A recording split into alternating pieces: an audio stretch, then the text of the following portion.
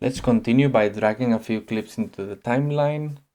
Let's deactivate media pool. Now let's select this clip and scale it in order to fit our selected aspect ratio via zoom and position changes in the inspector video tab. So you can see I changed the position here. Now in this unstable clip, let's trim out the unstable parts and look for a cool movement, for example, and trim out the end as well by dragging there. And now we can even stabilize this clip by going into stabilization. Sometimes I use camera gyro because I film a lot in Blackmagic, but perspective is a good start here. So now it's stabilized. If you don't see this option at the top right, there is an inspector tab, and that should allow you to view all these things. Okay, let's find a cool moment here. So there's a cool movement. Let's trim this out. The beginning and the end. Of course, there are shortcuts to do all this, but now we are learning the manual hard work here. We can see there we have zoom drag option right there. Let's select this clip and move it to the left.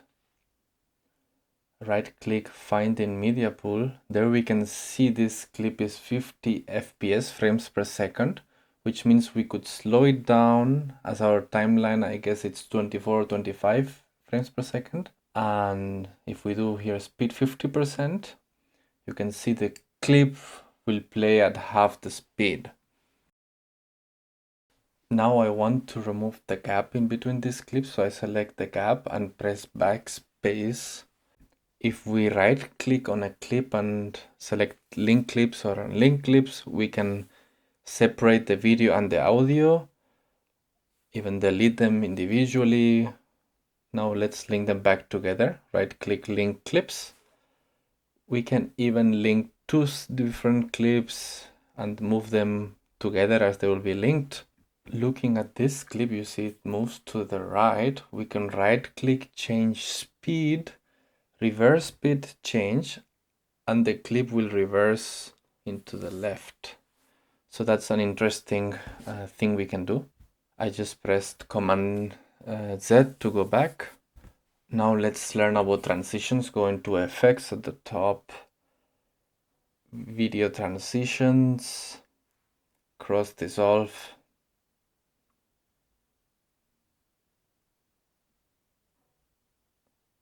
We can even expand or reduce the time of the effect.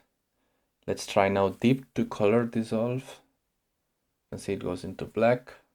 Now let's try to learn about titles, a basic title text, drag it there.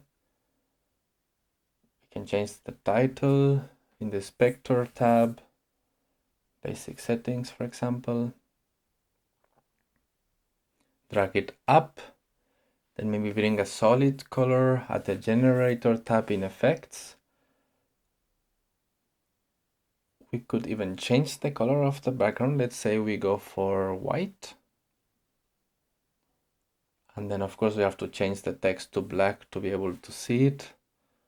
Have the contrast. At the beginning or at the end of a clip or a title, like in this case, we can drag this and create a dissolve effect, fade in, and also fade out at the end portion there. Let's move things around. Maybe shorten a few things, and then let's see how it plays back.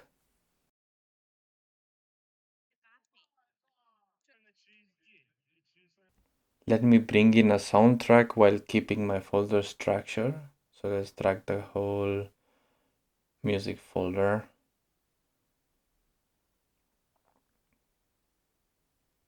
And let's put it at the end, the last audio track there.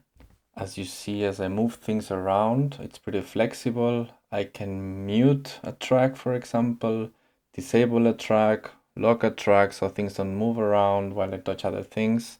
As you can see here, you can fade in the audio track as well individually. And also if you move this line up and down, you can control the volume. Try to stay within the rectangle of the track if you have zoom into the track, and you can see the levels here on the right. Let's try the blade tool, cut a clip in between, go back to the selection mode, the mouse basically, move things around, maybe try to put them over each other like this to create a kind of audio dissolve.